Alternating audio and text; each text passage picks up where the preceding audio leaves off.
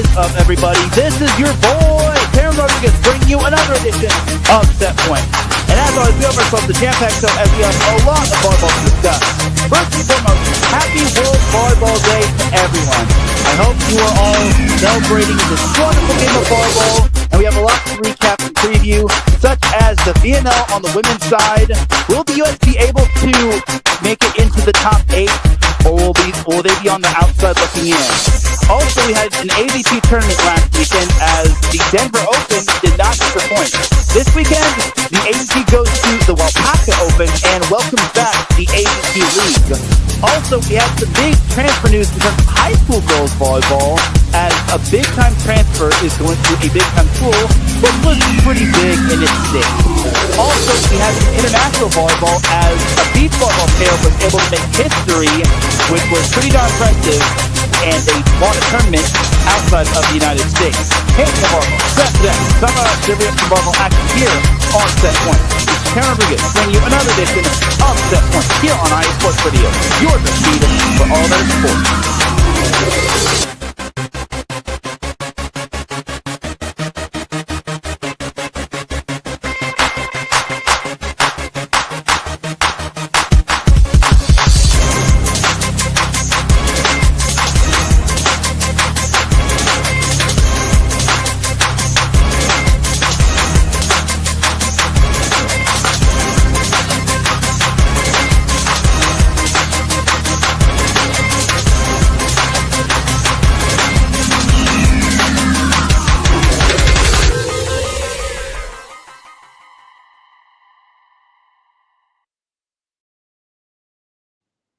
And welcome one, welcome all to another edition of Set Point.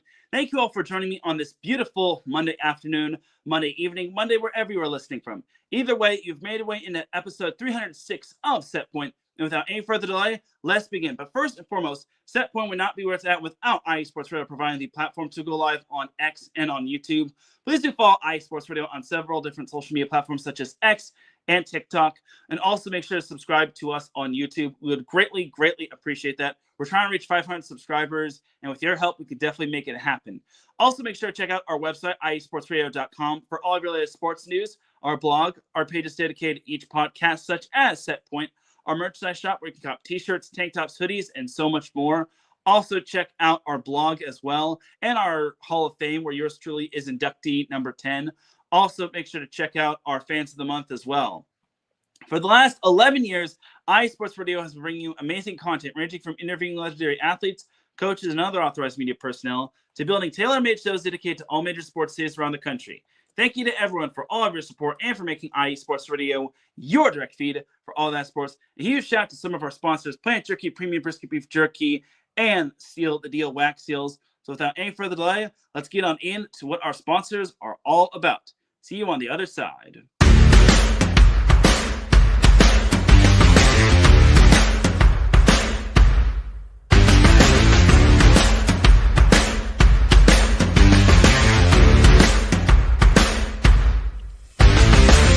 Hi, eSports Radio fans. This show is brought to you by Planet Jerky Premium Brisket Beef Jerky. Planet Jerky is the official jerky of the 2022 California League champion Lake Elsinore Storm, Single-A affiliate of the San Diego Padres. This all-brisket jerky has gluten-free options, contains no MSG, no sodium nitrate, is low in sugar, and high in protein. Go to their website at planetjerky.net and follow them on Instagram at Planet Jerky. Planet Jerky, the jerky that's on a whole other planet.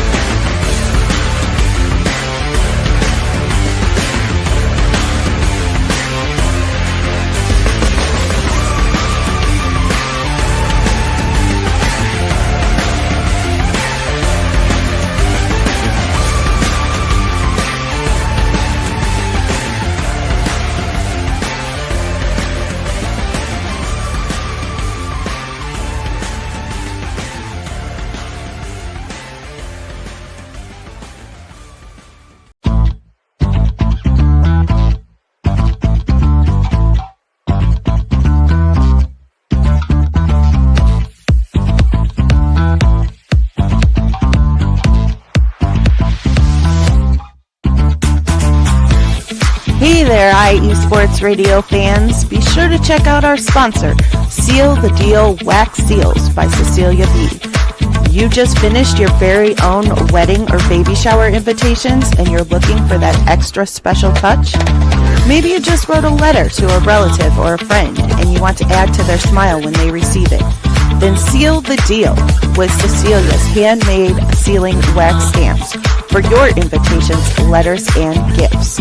You bring the deal, we'll bring the seal. You can find them on Instagram at sealthedeal_wax stamps and on Facebook, Seal the Deal Wax Seals.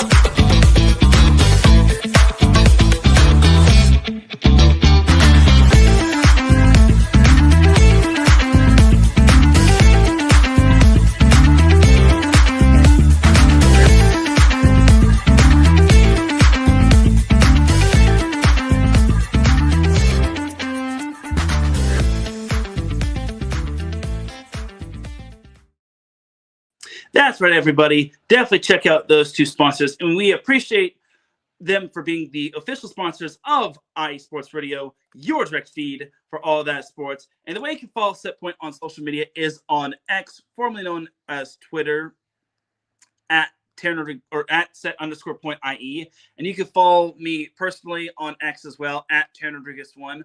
Also, you can follow Setpoint on Instagram at set_point.iesr. And I would greatly appreciate that. So without any further delay, let's get on into the volleyball action. First and foremost, happy World Volleyball Day to everybody.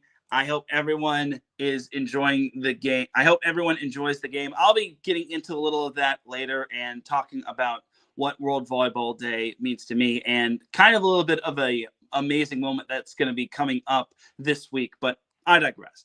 Anyway, let's recap some AVP action. So the AVP did have a tournament last weekend. It had the Denver Open. Yes, on the 4th of July all the way through July 6th, we had the Denver Open. So on the women's side, let's go over the men's side first. So the men's side, we had Evan Corey and Troy Field taking down DJ Klasnick and Logan Weber in a 3-set barn burner. That was a great win right there. Great little matchup right there, considering you've got a lot of well-known AVP players such as Evan Corey and Troy Field who reunited with one another, and then DJ Klasnick and Logan Weber, another pair of AVP players who are well-known as well. And then finishing third was Billy Allen and Paul Lottman, and then Peter Connell and Caleb Queichel. And then fifth place was Taylor Crabb and Ford Harmon, and then Gage Basie and Lars Basie, and then Tim Brewster and Ryan Ierna, and then Sean Cook and Earl Schultz all finished fifth place. So there you have right there for the top 8. But winning this tournament was kind of no surprise. I mean, Evan Corey and Troy Field just seemed to have that great connection with one another. I mean, it was a great 3-set barn burner between those two in the final. But overall, I just feel that Evan Corey and Troy Field and their connection and their team chemistry just was too much for Klasnick and Weber. But that doesn't take away from the amazing showing that they had. I mean, this is kind of another contender event, so it's definitely a noteworthy tournament, and everyone was going to go all out, especially since there was more than just a few stars. There was a lot of notable stars like the Basie brothers and Taylor Crabb and so on and so forth. And Wyatt Harrison was also in this tournament. Ryan Wilcox, Trevor Crabb, Chase Frischman, and Hagen Smith, just to name a few more as well. So I don't want to, and then also a former Vanguard University men's volleyball player, Ryan Smith, partook in this tournament. He actually finished tied for 17th, which wasn't bad if you ask me. I think that's pretty good in my opinion. So, and then Ryan Wilcox and Lev Prima, it was kind of a last minute deal, but they were able to finish 9th. So there you have it right there. So that's on the men's side. On the women's side was quite a bit of a dramatic one. So the winners on the women's side of the Denver Open was Avery Jackson and Gina Arango. So this was actually Gina's 86th AVP event, which I think is pretty amazing. It just shows how much of a veteran Gina Arango is, and a former USC star at that. So she actually partnered up with Avery Jackson. You got to remember that Teran Rodriguez, her partner from the San Diego Smash, she has a shoulder injury, and she's actually going to be missing pretty much all of the season. So now Gina Arango has to pretty much hop from partner to partner to partner. So she's going from Tony Rodriguez to Avery Jackson, a then freshman out of Stanford who played beach volleyball for the Cardinals. So she was on the Stanford team that won the MPSF tournament and that wound up winning, or that made it to the quarterfinals of the NCAA tournament.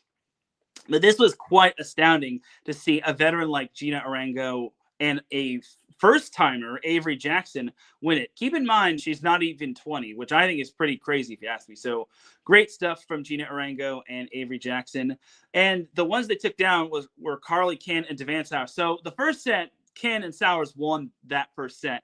And then Jackson and Arango were actually down 20-15 in the second set. And it looked like it was all over. But then they routed off 7 straight points, which including dodging, I think it was 5 match points, 5 match and championship points to winning that second set, 22-20. And then they wound up winning the third set. I wouldn't say fairly handily, but pretty strongly, if you ask me. But man, that was such an amazing comeback. Coming back from a 20-15 deficit, routing off 7 straight points and dodging that many match points, and then winning the whole thing. You just can't script that. That just goes to show the beauty of volleyball.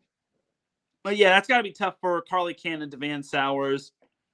Finishing third in the tournament on the women's side were Maureen Kinna and Chloe Loreen, who just recently won the Virginia Beach Open. And then Maya Gessner and Jacinda Ramirez also finished third. Their team chemistry is kind of flowing as well. Gessner is a former Cal and USC beach volleyball star, while Jacinda Ramirez is a former LMU beach volleyball star who now was accepted onto the LMU beach volleyball staff, which I think is pretty cool.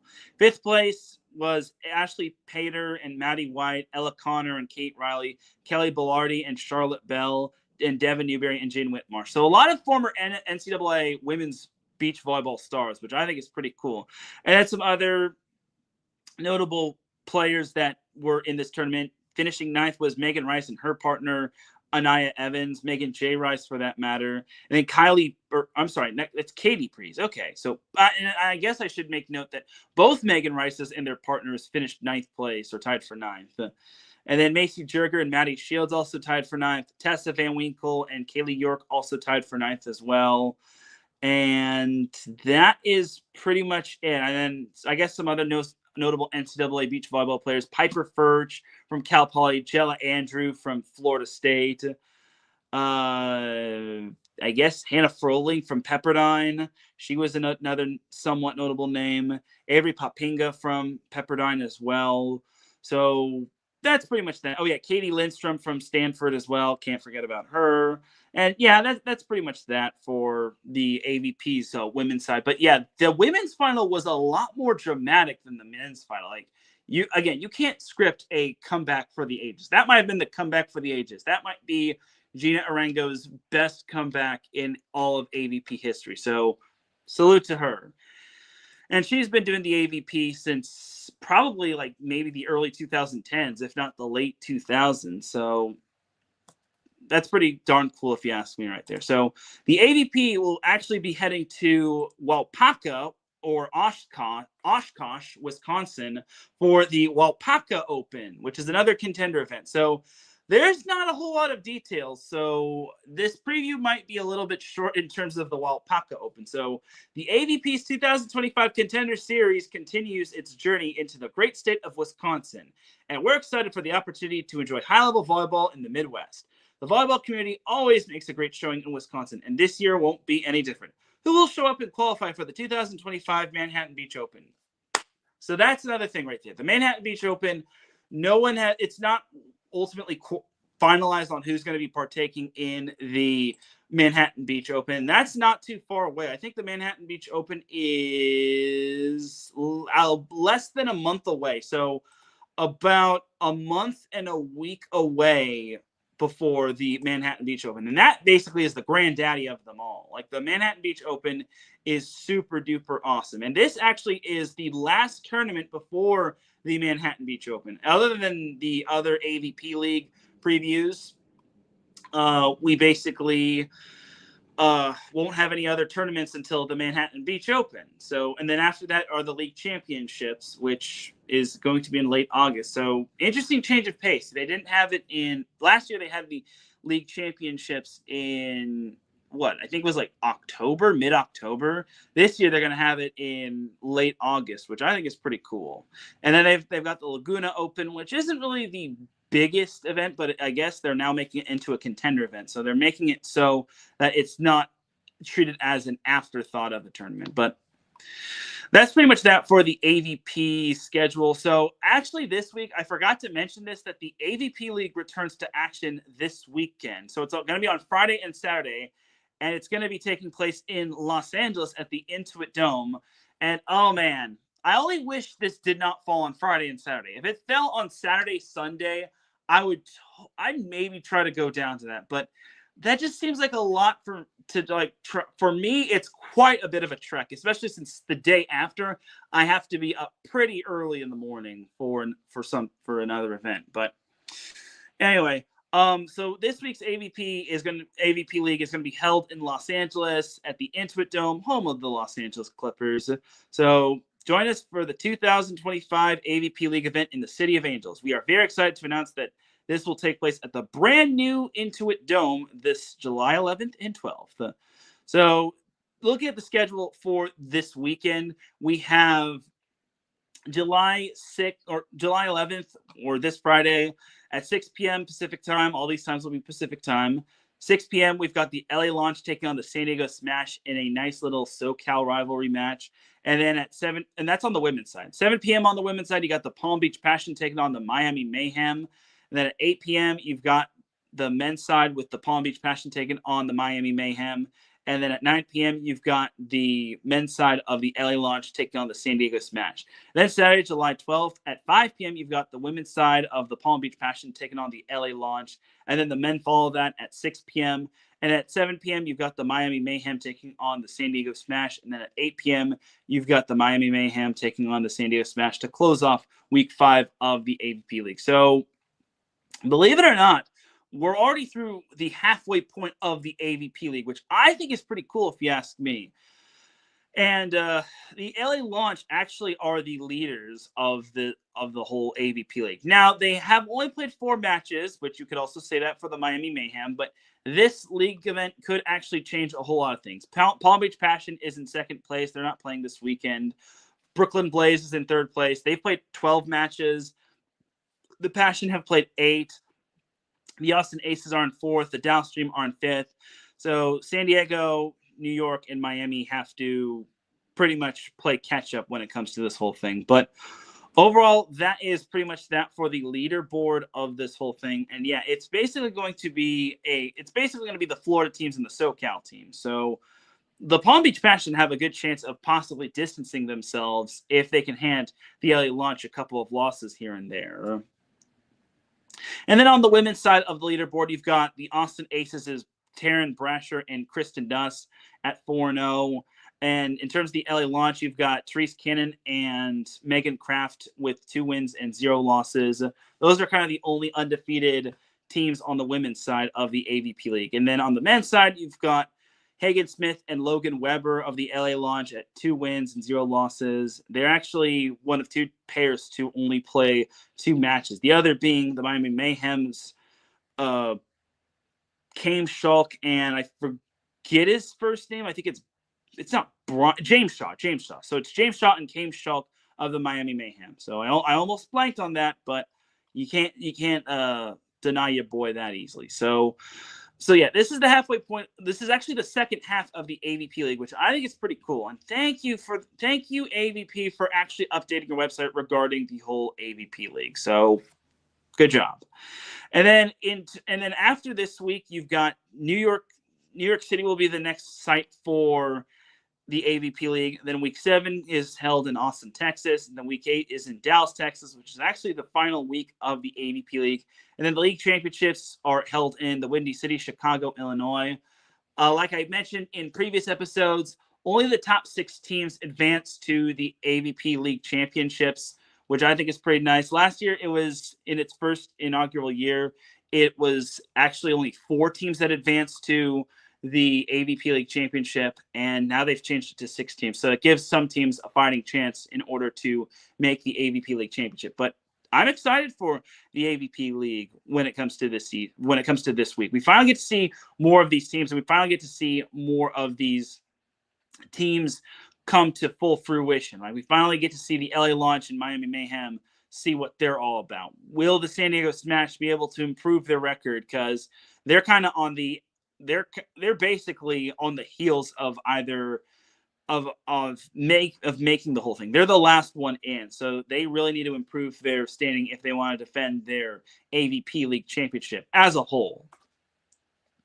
But all in all, that is pretty much that for the AVP League. So speaking of Teran Brasher and Kristen Nuss, they actually wound up winning gold in the Beach Pro Tour Elite 16 tournament in Gastad on Sunday. And they actually became the first USA pair to repeat as champions since a certain pair named Misty May Trainer and Megan Walsh Jennings, or Carrie Walsh Jennings. Yeah.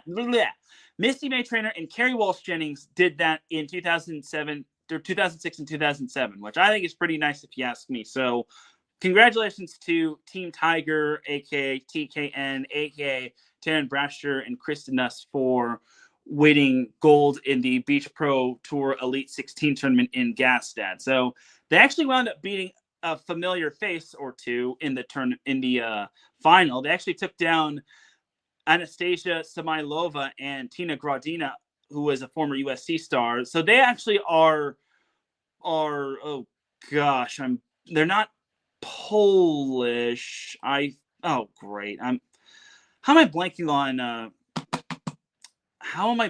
on where they're from? I should honestly know this just because I literally saw this beforehand. But yeah, it was great that Teran Brasher and Kristen Nuss were able to win this whole thing. That's big right there, just because honestly, it's so tough to win in a tournament like that, especially when it's out of state. So it was actually Latvia. So those two are from Latvia, Anastasia Samailova and Tina Gradina. Let me just make some tweaks right there of Latvia. Boom. There. So yeah, just so there's no confusion. So yeah, Teran Brasher and Kristen Nuss took down Anastasia Samailova and Tina Gradina of Latvia in the final. It was actually a close final. Honestly, you got to remember that Tina Gradina and Anastasia Samailova actually finished 4th in the Olympics back in 2020, back in the 2020 Olympics, where those two finished 4th in the Olympics, which is actually pretty good if you ask me. I know they didn't have the same showing like they did last year, but what can you do? And for Teran Kloth and Teran Brasher, they actually took down Melissa Humana-Paredes and Brandy Wilkerson in the quarterfinals of this tournament. And that's big because you got to remember that Wilkerson and Humana-Paredes were actually the ones that beat Brasher and Nuss in the Olympics in the first round of the knockout round of the Olympics. So it's nice to see Brasher and Nuss get a little bit of redemption. I know it's a little bit too late for redemption, but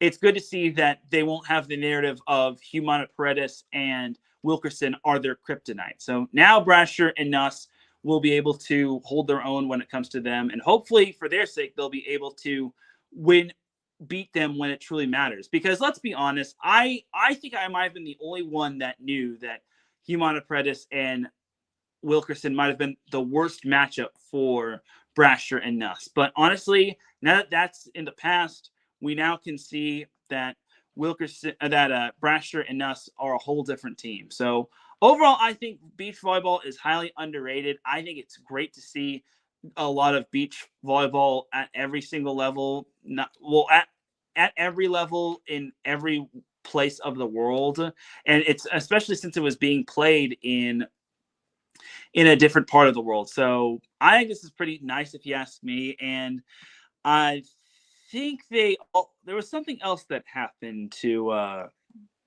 when it came to this. So, but it doesn't matter. They managed to also get a nice little nice little cash prize of 40,000 plus.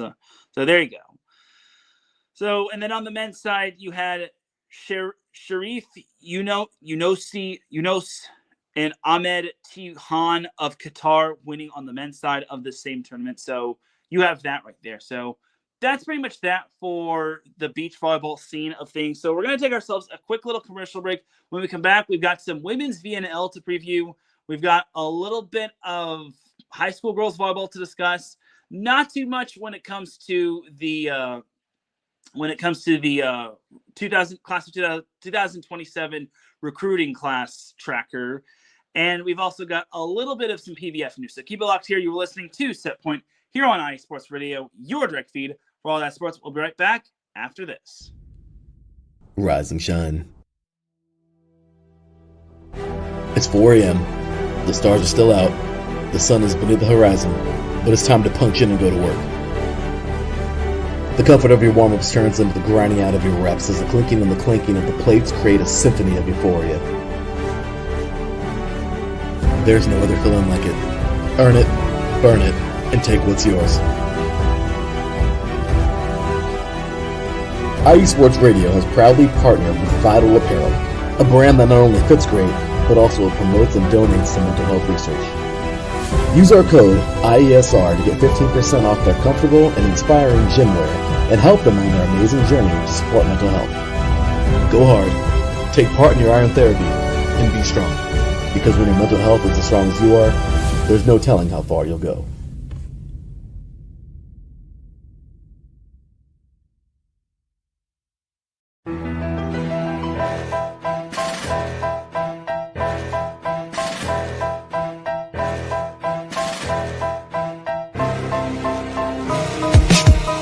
For the last 10 years, IE Sports Radio has been bringing you amazing content ranging from interviewing legendary athletes, coaches, and other authorized media personnel to building tailor-made shows dedicated to all major sports cities around the country. Make sure to follow us at IE Sports Radio on X, Instagram, Facebook, TikTok, and YouTube to keep up with the latest in sports and with all of our shows. Also, make sure to check out our daily updated website at iesportsradio.com. At iesportsradio.com, you can see our daily show schedule and check out all of our show pages with personal bios to learn a little bit more about each of our awesome hosts. In addition to our show pages, you can catch the IE Sports Radio blog, Hall of Fame, Fans of the Month page, and our merchandise shop including t-shirts, tank tops, caps, long sleeves, hoodies, and more. For now over a decade here at IE Sports Radio, we've continued to be by the fans, for the fans, and we thank you all for your support and for making IE Sports Radio your direct feed for all that is sports.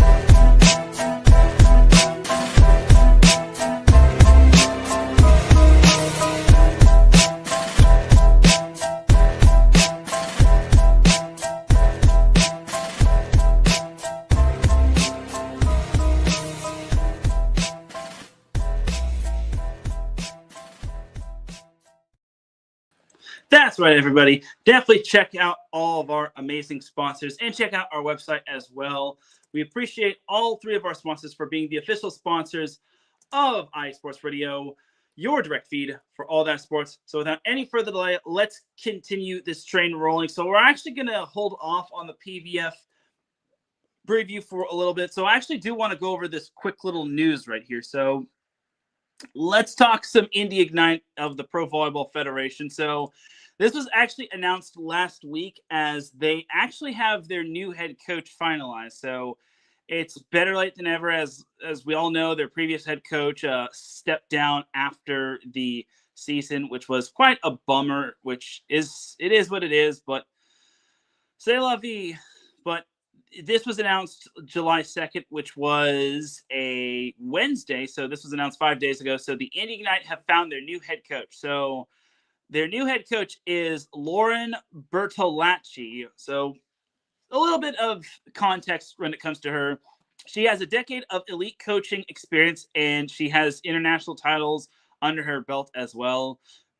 Coach Lauren is one of the more respected names in European volleyball, and now she is bringing that to Indiana. So that's pretty cool right there. So I'm going to be 100% honest. I don't know too much about her, but I imagine she has the volleyball smarts to help the Indy Ignite get back to the PVF championship. Now, it's a little early to talk about PVF just because we don't know what's going to happen with the Omaha Supernovas. Are they really going to go to the VLA, or not the VLA, the MLV, the Major League Volleyball?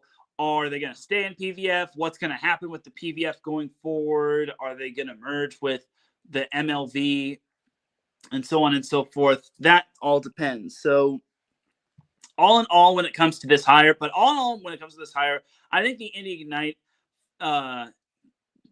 nailed this hire just because I really think that this hire is definitely going to benefit them for the most part. I mean, they got a lot of experience when it comes to that. So she has that experience and whatnot. So honestly, I'm happy that the Indy Ignite was able to knock this one out of the park. I hope this hire is gonna benefit them regarding this. So I hope that they can, but we shall see. So all in all, that's gonna do it for that little brief bit of PVF news. You got to remember the Indy Ignite finished fourth in the PVF standings. They knocked off the number 1 seed Omaha Supernovas. I should also mention that was the second straight year that the number 1 seed of the PVF championships got knocked off. So there's that right there. All right, but that is that right there for the PVF. So now let's jump on into some VNL. Now let's preview the VNL. So all right, this is the last week of the VNL, and there are 3 different places that the VNL Week 3 on the women's side are going to be taking place at. Chiba, Japan, Apeldoorn, Netherlands, and Arlington, Texas, which is in the USA. So if you haven't gotten your tickets when it comes to Arlington, get your tickets right there and then, and go see the US and go see some high-level professional women's volleyball. So looking at the standings, so we all know who's in first place when it comes to the women's side. It's all Italy. They are undefeated. They're the only undefeated team in VNL period, which I think is pretty nice if you ask me. So they're a perfect 8-0. Poland and Brazil, along with Turkey, are right behind them. They're all 7-1. And then Japan and China are 5th and 6th. And then right in the logjam through 7th through 10th is Germany, the US, Czechia, and the Dominican Republic. And then 11th, 12th, 13th, 14th are France, Netherlands, Bulgaria, Belgium. And then Canada is 16th, and then Thailand and Korea are Canada is 15th, Thailand and Korea are 16th and 17th, and then Serbia is 18th. So you got to remember that last place, if you're in last place, you're getting relegated. You're done. You're gone. You're getting relegated. Now, I don't wish that on anybody just because nobody wants to be relegated and whatnot, but that's just kind of the nature of this whole thing. And that's just how it is sometimes. And unfortunately for Serbia, they've caught a few bad breaks here and there. And this is where they miss a lot of their star players and whatnot, because they did not have most of their star players, if not all of their star players, in week 2 when they were hosting. So that's just the way it is sometimes. So, but looking at the week 3, we have tomorrow Bulgaria versus Brazil, which Brazil probably will win that one realistically. And then you got Korea, Poland. Poland's probably going to win that one fairly easily. Nothing against Bulgaria and nothing against Korea, but Brazil and Poland are playing on a whole different level. And then Wednesday, we have France versus Japan. We got to remember, Japan is hosting. And you also got to remember, France is fighting for their lives here. But so is Japan. Japan is clinging to that 6th spot in the standing. So you have that right there. I think it's going to be a pretty exciting matchup. I think France is vastly improved. Like, you compare them to the Olympics, there's no comparison. And then following that, you've got Czechia versus Serbia. All right, this one's going to be an interesting one. I mean, Czechia's really turned it around. You got to remember that Czechia started this whole turnaround when they beat the U.S. in week 1. And then Serbia, they're fighting to make sure they don't get relegated. So honestly, this could be a little bit of a interesting matchup. But Serbia is basically fighting for their lives in terms of not getting relegated. Then you got Italy versus Belgium. Italy has just been eating everybody for breakfast, lunch, and dinner. I wouldn't be surprised if they did so with Belgium. And then Germany, Canada. Canada is also kind of fighting for non-relegation status. So I think for Germany, they're also kind of clinging to that top 8 spot. Meanwhile, Canada is doing all that it can to not get relegated. So, and that's going to be the first matchup in Arlington. So for those that are actually going to make the trip down to Arlington, Texas, that's the first match that'll be happening. And then you've got Netherlands, Turkey. Netherlands is 12th. Turkey is 4th. Yeah, I don't see how Turkey loses this one. I imagine Turkey is going to be really darn good. So I imagine Turkey beats Netherlands. Then you got Dominican Republic versus China. China is 6th. And then Dominican Republic is 10th. Ooh, this is an interesting matchup. So China is clinging on to a top 8 spot, while Dominican Republic is literally knocking on the door. They're right behind Germany, USA, and Czechia. So Dominican Republic, that's actually the second match in Arlington. Then the third match is actually Thailand versus the U.S. All right, well, looking at Thailand, they are the third worst team. Thailand is fighting to not get relegated, while the U.S., they just released their roster today when it came to their Week 3 roster. So all in all, for the U.S., I'm not going to say that this is a gimme game or this is a layup game because, again, Thailand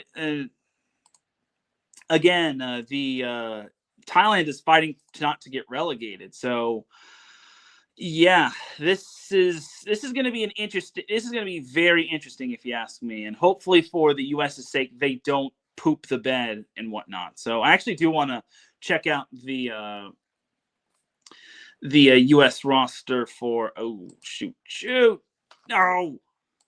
But I actually do want to find the U.S. roster when it comes to their Week 3 roster. So, while that loads, let's continue on with the remaining matches on Wednesday. We have France, Brazil.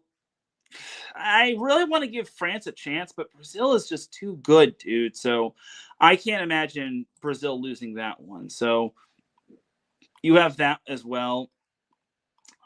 And here's the Week 3 roster. So the U.S.'s Week 3 roster is as follows. Jordan Poulter, obviously there's the experience for the U.S. Rachel Fairbanks, she's a newcomer. Stephanie Samity, another newcomer. Danielle Catino, another newcomer. Taylor Mims, newcomer. Avery Skinner, Olympic returner. Logan Eggleston, returner for the VNL. Sarah Franklin, returner for the VNL. Maddie Skinner, returner for the VNL. Roni Jones-Perry, returner for the VNL. Tia Jimerson, newcomer. Asia O'Neill, newcomer. Glad to see she's back in action. Breon Butler, newcomer. Or no, not newcomer. I think she was on the Week 2 roster. I could be wrong, but I digress. And then Dana Retke, Olympic returner. Morgan Hens, VNL returner. And then Lexi Rodriguez, VNL returner. So that is that for your USA Week 3 roster. Just needed to go over that just in case y'all were wondering. So a big shout out to Avid Volley for coming in clutch when it came to that graphic. Anyway, moving on. So Korea versus Japan. We jumped to Thursday. Korea versus Japan.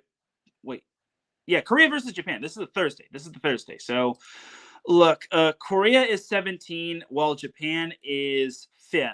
So Korea is fighting not to get relegated while Japan, they're fighting to lock in a spot. And I can't imagine Japan losing this one. I'd be stunned if that were to happen. And then you got Italy versus Serbia. Oh boy. You got the best team in the VNL in terms of the standings versus the worst team in the VNL. And, oh, God, that's going to be in Netherlands, so I feel bad for those that are in the Netherlands. Nothing against Serbia, but this is going to be I would be surprised if that was I would be surprised if Serbia lost that one. This is going to be beat down city. And this isn't to anger any Serbia fans, but I can't see Serbia beating Italy. Then we got Belgium versus Netherlands. Belgium is 14th. Netherlands is 12th. This kind of has For Glory written all over it when it comes to that matchup. I can't imagine either of these teams vying for a top 8 spot. I mean, the only way I could see either of those teams vying for a top 8 spot is Netherlands running the table and then getting a lot of help along the way.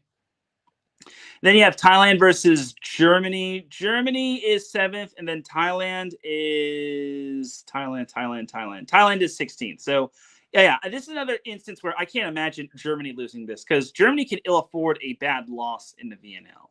Then you got Dominican Republic versus the U.S. Dominican Republic is actually 10th, and this one actually has a lot of meaning to it because if the U.S. loses to Dominican Republic, it actually can make a difference in the standings because Dominican Republic could have the tiebreaker in the event the U.S. and Dominican Republic have the same amount of points and they have the same record. So this Dominican Republic matchup is certainly not going to be an easy one. Thankfully for the U.S., they have home field advantage or home court advantage. Then you got Bulgaria versus France. This one, I mean, unless France runs the table, same with Bulgaria, I don't know if either of those are going to be making it into the top 8, but we'll see. And that one kind of has a for glory written all over it when it comes to closing off the Thursday matches, but I digress. Then we jump to Friday. We have Poland versus Brazil. This one is barn burner city right here. It's the battle of the second best team in the VNL versus the third best team in the VNL. Well, third best being Poland, and then third best being Brazil, second best being Poland. This one has barn burner written all over it. Then you got Serbia versus Belgium. Oh, man. If there was ever a match that Serbia could win, it's this one. Serbia is going to get relegated if they don't win. And I imagine this is going to be where the win comes from. I can't imagine Serbia. If Serbia gets relegated, that's going to be super surprising. But yeah, Serbia, you got to win this one. And if they don't, I can't imagine where the first one's going to be coming if they get a win at all. Then you got Czechia versus Turkey. Okay, Czechia. They're 9th. This one could be an interesting one. Turkey is so stacked. That's my biggest problem with Czechia. If Czechia can play like they have been in terms of the VNL, I think they have a shot against Turkey. But honestly, Turkey is just too stacked. I can't imagine Turkey losing to Czechia. Then you've got Thailand versus the Dominican Republic. Again, Dominican Republic is fighting for a spot in the top 8. If they can beat the U.S., they're golden. That gives them a big boost because I can't imagine them losing to Thailand. Then you've got China versus Canada, also on Thursday. This one could be interesting, except look, Canada is 15th in the standings. No disrespect to Canada and any of its fans, but this is kind of target practice for China. China, they're 6th in the rank in the top in the VNL standing, so I imagine they're going to need all the wins that they can get. Then you got Korea, Bulgaria to close off Friday's matches. No offense, this one kind of has Tank Bull written all over it. I mean, for Korea, they're fighting not to get relegated for the 50,000th time. Bulgaria, they're probably playing for glory unless they can actually run the table, but I digress. And then we jump to Saturday, Japan versus Poland. Another barn burner right there. That's going to be a fun matchup. 5th best team in Japan in terms of the VNL standings versus Poland. Really going to be a barn burner right there. Then you got Czechia versus Netherlands. Czechia 9th, while Netherlands is 12th. Again, Netherlands is kind of in that boat where they're so close to actually making it into the 8th spot, but they're way too far because they're so much crowded in terms of the 7-8 spot. So you got a lot of stiff competition right there. So again, unless Netherlands can run the table, I just don't see Netherlands making it into the top 8, but you never know. And then on the other hand, you got Czechia, which is fighting for their playoff lives. They're the first one out, so they're going to really need to amp it up. Then you got Turkey, Italy. Oh boy, this one's going to be fun. Why are they not having this in Arlington? Gosh darn it, freaking VNL. But anyway, Turkey, Italy. That's going to be probably the match of the week right there. That's going to be super fun. Then you got Germany, Canada, which that one is very interesting because that is actually the battle of 2 top 8 teams. And this actually has a lot on the line for Germany, not just for seeding purposes, but for making it into the top 8 as well. And that's actually going to be played in Arlington. And then following that matchup will be Canada, USA. So normally this matchup would be solid on paper, but the US is kind of fighting for its playoff lives here. And Canada, look, Canada didn't have most of its players from week 2. They were missing a lot of good players. But I will say, if the US thinks they're going to be walking into this matchup against Canada thinking that they're going to get an easy W, they got another thing coming. So I think for the US, they just got to walk into the gym and be locked and loaded and not underestimate Canada, because this week is very favorable for the US. They just can't underestimate anybody. Then you got Korea, France. Yeah, I'm going to sound like a broken record here, but Korea is playing for non-relegation status, while France, unless they can run the table, they're playing for glory here. Then you got Bulgaria, Poland to close off Saturday's matches. Yeah. Poland should win this one. Don't be surprised if Bulgaria somehow scrap. Because, here's the thing about Bulgaria. They don't have much to lose. They don't have anything to lose, but they have quite a bit to gain if they somehow win. But again, Poland is so stacked. I can't imagine Poland losing. And then Sunday, closing off the VNL Week 3 on the women's side, Japan, Brazil, another top 8 matchup. That is going to be fun times. And this could actually be a preview of the quarterfinals. So you gotta make note of that right there as well. Then you got Czechia, Belgium. Belgium. Wait.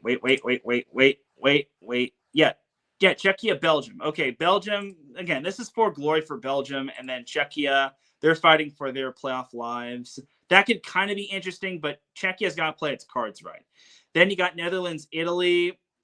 Again, this is going to sound like a broken record. Netherlands, they're kind of playing for glory unless they run the table. And then Italy's playing to basically keep their hot streak going in terms of the VNL. Then you got Germany, Dominican Republic. Germany, well, this one can be kind of interesting just because Germany, I think, is in a position where they can finish in the top 8, while Dominican Republic is really going to try to scrap their way to trying to make the top 8. And this is so tough in terms of for Dominican Republic, because this is the problem with Dominican Republic, Czechia, USA, and Germany all having 4 wins. Only 2 of them can advance to the knockout round. But those 2, they're going to have to take on the likes of either Italy or Poland or Brazil or Turkey. That's kind of going to be I've won, but at what cost? Like the Wario meme. But I digress. Anyway, but Germany, Dominican Republic, that's going to be an interesting matchup right there. Then you got Serbia, Turkey. Oh, God.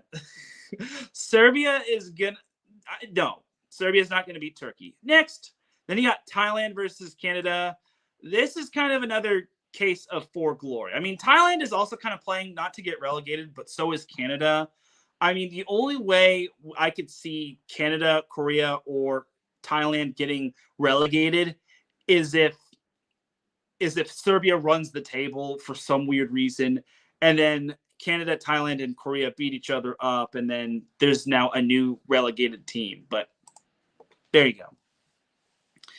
And then closing off the women's VNL, we have China versus the U.S. Now, this is going to be a fun matchup, and this has a lot of meaning for both teams.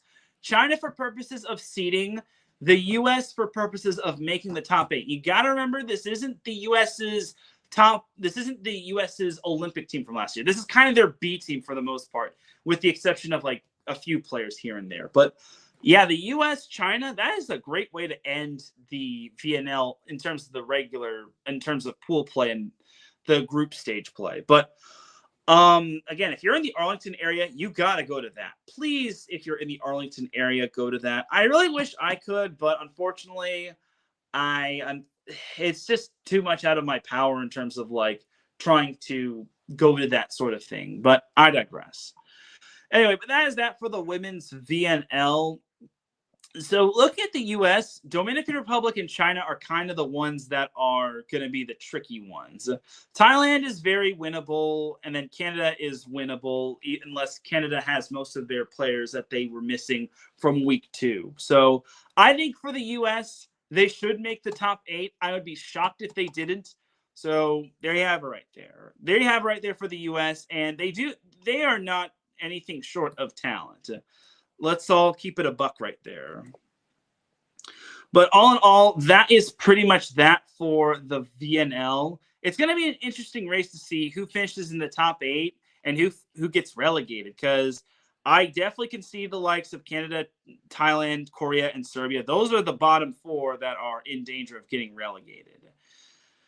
So there you have it right there, and that is that for the women's VNL. And best believe there's going to be content for me regarding this. So that's that for the VNL. So in honor of World Volleyball Day, I actually have a little bit of a story. So this Wednesday is actually going to be the 1-year anniversary of when I went to the USA Netherlands friendlies from last year in Long Beach. So if you all remember, that was a little bit of a fun times moment, and I went viral with this tweet. So I'm actually going to clear this right here. So yeah, I went viral with this little tweet right here when I reported that Jordan Larson isn't playing for the U.S. So long story short, when it came to that moment,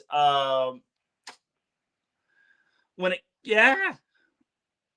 came to that. So long story short, I saw Jordan Larson on the sideline at the other end zone of the court. And then I asked her, why aren't you? I'm like, you're not playing? How come? And she's like, oh, I hurt my hamstring. It's like, uh-oh. And unfortunately I was actually caught by one of the USA representatives, and she kind of told me, let's not harass the players. It's like, I'm not harassing the players. I'm wondering why the heck Jordan Larson isn't playing in his friendlies. And oh gosh, my phone was just blowing up in terms of notifications. I guess some account called TMZ Volleyball followed me. I guess they're a legit account, so that's cool, I guess. But oh my god, the notifications were just blowing up with quote tweets, retweets, likes, and whatnot. It's like, what the heck? I like how I was the most reliable source at that friendly match. That was pretty incredible, if you ask me. I was darn right impressed, and yeah, I'm sorry to those that had to watch on Baller TV. Everyone was even begging me to stream. It's like, can you please live stream the match through your phone? It's like, no, because there was a strict policy when it came to USA Volleyball. Under no circumstance are you allowed to live stream any sort of match. And that's kind of the thing when it comes to volleyball world. You can't record any highlights through your phone, unless you're like authorized media by Volleyball World. So you can't like have your phone and then just record highlights and whatnot, because that can be copyright right there, and you can get your name badge revoked. So that's a little bit of a downer right there, but them's the rules, I guess. But that's understandable, just because Volleyball World is like copyright all over the place. That's like a worldly thing, and I would not want to get sued or slapped with a fine when it comes to that, but I digress. But yeah, remember this tweet when I retweeted the following when it comes to this Wednesday. Okay, but that is that. I just wanted to like give you all that little honor, just because this Wednesday, or actually no, it's not going to be Wednesday. I think it's going to be Thursday. Yeah, it's going to be Thursday when I last went to that little event, which I think is pretty nice, if you ask me. Just going to pop this up one more time. Yeah, it is going to be Thursday. So Thursday is going to be when I retweet this. So Thursday is when last year I went to this. I think it was on a Wednesday or Tuesday, and I went famous when it came to that. But anyway, I digress in that regard. But what does World Volleyball Day mean to me? Well, it means I cover a lot of volleyball. I love to cover a lot of volleyball, not just on indoors, but in terms of like the beach, in terms of high school, in terms of junior college, in terms of four-year university, in terms of the high school level. My only thing is this club is so darn difficult. And last weekend was actually JOs or AAU.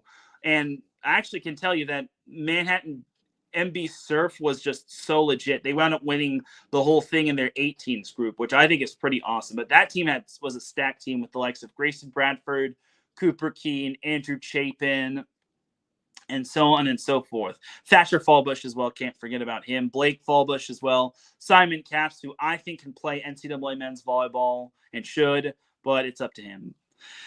And then you also got, forget his last name, but I think it's not Will. Is it Will Kelly? I'm not sure, but it's something Kelly.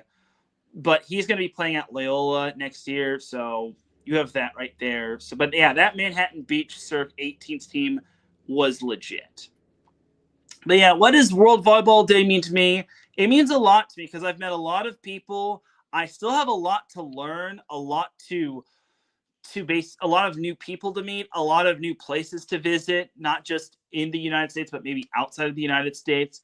And I'm hoping one day I'll be able to do that, especially when it comes to the Olympics. Like the Olympics in 2028 is going to be my year to try to do that sort of thing. Unless, of course, the Olympics have a little bit of a policy where you can't use your phone as a member of the media. If they have that, then I'm going to be sad. But anyway, yeah, happy World Volleyball Day to everyone. I really do appreciate all the people I've met, whether you're from here in California, whether you're from here in the United States, or whether you're from internationally. I really do appreciate meeting you. And it does mean a lot. So anyway, that's going to do it for World Volleyball Day. So one more thing I want to go over, and then I'll let you all go. So it seemed like the class of 2027 girls volleyball commits are a little quiet as of right now. I'm still waiting on the likes of Ireland Real to commit, and then you've also got Isabella Incinelli and Marissa Jones that have not committed as well. All eyes are on those class. Oh wait, no, Isabella Incinelli did commit actually. So Isabella Incinelli actually committed to Texas A&M. So good Lord, that Texas A&M team is going to be so stacked for the future. They already got Sophie Peterson. Now they've got Isabella Incinelli. That is darn awesome. But yeah, I guess I can take Isabella Incinelli's name off the list when it comes to this whole thing. Gonna pop you right here. Okay, so yeah, Isabella Incinelli is officially off the list. So now the notable players that aren't committed that I will be keeping an eye on are Ireland Real, Marissa Jones, and then you've also got other players like Kalea Lee, Caroline Ward. They got to update Laren Rosenthal. She's committed to Florida State. No offense to those at Prep Dig, but I digress. Gentry Barker actually helps. Kate Jackson, who I think is an underrated player. Emma Kingston. I don't understand why she is not in the top 125 of Prep Dig in terms of the class of 2027. She is such a darn good volleyball player. She even was named all tournament in her team's division, in her club team's division. So I'm really confused on why she's not included in this whole thing. So make me understand, please. Because Emma Kingston is a legit volleyball player. And I'm going to say it right now. She's going to have a big year for Modern Day. I think she didn't really play a whole lot of the season last year just because she was sick a little bit. She had to miss some playing time, but I think she's going to have a bounce back junior year. I know she kind of had a little bit of a sophomore slump, but honestly, I think she's going to continue to do great things for Modern Day this year. And now on the topic of high school girls volleyball, there was some notable news that happened on the 4th of July, and it was actually Nebraska commit Kendall, I'm going to butcher this name, Kendall Omorui, enrolling at Sierra Canyon High in Chatsworth, California. So in case you're wondering, Sierra Canyon is quote-unquote LeBron James's son's high school, or Bronny James's high school, Bronny James High. But jokes aside, Sierra Canyon girls volleyball is a legit team. They are a legit team. They were in the CIF Southern Section Division I final last year where they fell to Modern Day, the eventual state runner-up. And this team is stacked. This team, Kendall Omorui, is also will be teaming up with the likes of McKenna McIntosh, who is bound for USC, and she's only a junior as well. Like, this Sierra Canyon team is so stacked. Like, they bring back a lot of good players like Eva Jeffries, Hannah McGinnis, Lucky Fasavalu, Olive Shum, Zion Ziggy Rex. so on and so forth. I forget the one girl's name. I think her last name was I'd have to like I'm gonna pull it up. Madeline Zaragoza. So according to Max Preps, that Madeline Zaragoza isn't on the roster as of yet. But again, the high school volleyball season has. Oh yeah, no, she is. So she's number 5. So Madeline Zaragoza is now wearing number 5. So yeah, Madeline Zaragoza. I imagine she's going to be the libero for Sierra Canyon. So matter of fact, while I'm talking about Sierra Canyon girls volleyball, let's actually preview them this year. So this is going to be the first high school girls volleyball team that I will be previewing. So honestly, this is a very good Sierra Canyon team. Like I mentioned, they've got Kendall Omarui, they've got McKenna McIntosh, and then I mentioned the other players that returned from last year's team that made it to the CI finals: Ziggy Rex, Olive Shum, Lucky Fasavalu, Eva Jeffries, Hannah McGinnis, Madeline Zaragoza. I imagine she's going to be the libero. She's defensive specialist, but she's also outside hitter, but I digress. And then Kendall Omarui and McKenna McIntosh. Oh my God, this team is stacked, dude. And apparently they've also got another middle blocker, Renaila Gonzalez. But Kendall Omarui is the one piece that Sierra Canyon was missing. They were kind of missing a middle blocker 1 or middle blocker 2. I mean, Ziggy Rex was going to probably be that middle blocker 1 or 2. But now with Kendall Omarui, she really helps Sierra Canyon check off most of the boxes. And and that's so big right there. And Eva Jeffries could even play the right side, because now you've got McKenna McIntosh coming in an outside hitter. She and Hannah McGinnis will be playing the left side. And then they've got a 6-2 offense in Lucky Fasavalu and Olive Shum. So I really think that the Sierra Canyon team is going to take a lot of good leaps and bounds. And they have a really good head coach in Stephanie Rose Wigfall, who I think is a fantastic coach. So looking at this Sierra Canyon schedule, they actually start off the season in Hawaii for the Ann King Invitational. I'm really going to be interested to see how they do in that. There are some good teams that partake in that tournament. I mean, I hope for their sake, they'll be getting a good full stop of a lot of the talent in that tournament. I imagine New York Coast is going to be partaking in that tournament, maybe Redondo Union. We'll have to wait and see on who's partaking and who's not partaking in it. And then after Ann Kang, they're at J. Sarah. That's a good team to face. I mean, maybe I can go see them, but we'll see. Then they've got West Ranch, Orange Lutheran. They've got some good players like Marley Robinson. Santa Margarita, they've got them at home. That's going to be a fun matchup. Notre Dame Academy, I mentioned that that's a good matchup. Okay, it's a decent matchup. I mean, Notre Dame Academy does have Ava McBride, who's going to Boston College. And then they're at Redondo Union. That's going to be a real fun one. And then Chaminade, going to be a decent one. That actually kickstarts their league, the Mission League, which I think is pretty nice.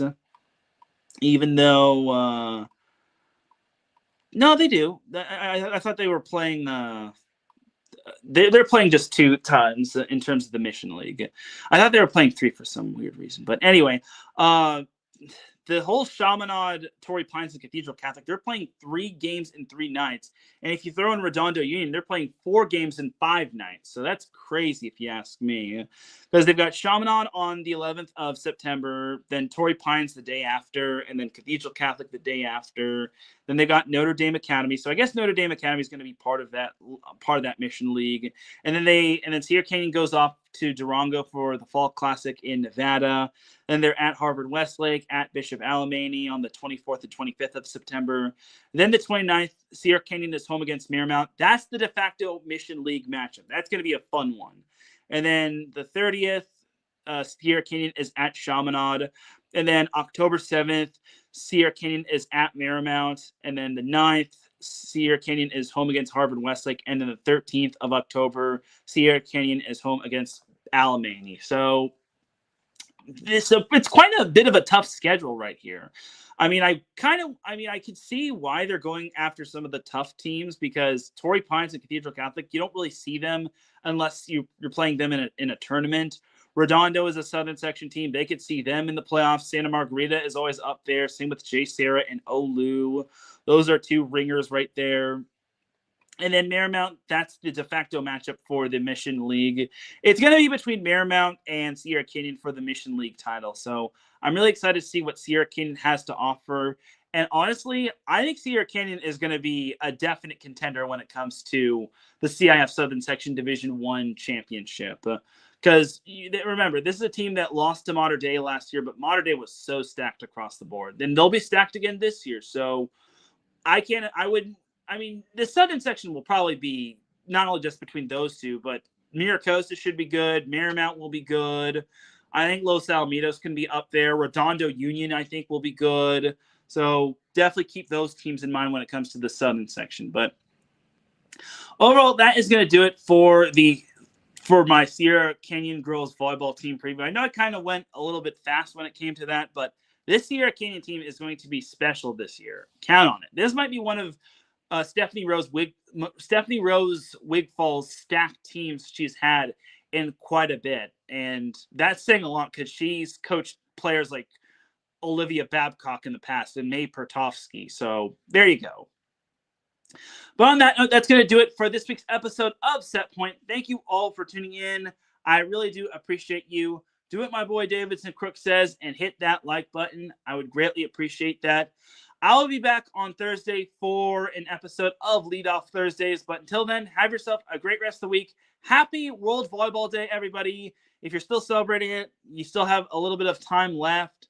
But definitely do celebrate World Volleyball Day. It was absolutely amazing. And thank you all for putting up with the whole technical difficulties. This is Teran Rodriguez signing off from iSports Radio. Have a great rest of the week. Enjoy all the volleyball action. And if you haven't got your tickets in terms of Arlington, get them while you can. I will see you Thursday for Lead Off Thursdays. Peace.